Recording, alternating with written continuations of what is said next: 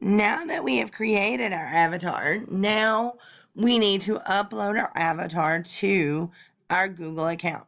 So to make it a little bit quicker, I have put a link to our Google Drive. And we're going to be using this later on this week as well. So let's click on the Google Drive. And then you're going to have to type in your account information.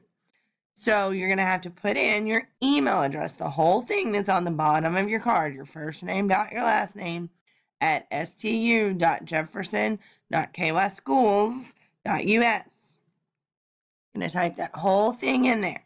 You're going to type in your JCPS password as the password to get into this account.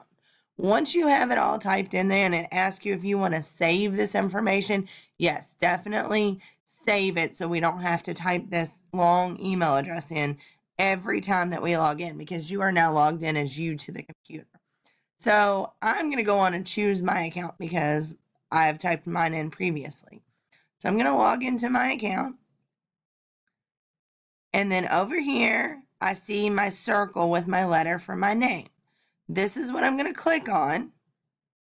And then underneath of my A, I see the word change. So I'm going to click on change. We have two ways to upload the picture. We can make the window smaller and find our file that we created and click and drag it into here so that it uploads our picture. And then we can make this box resized.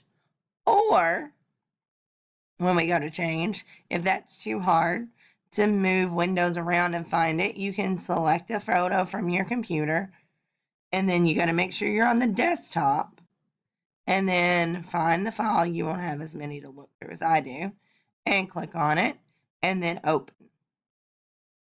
And it's uploading. I'm going to redo it here so it fits the whole thing.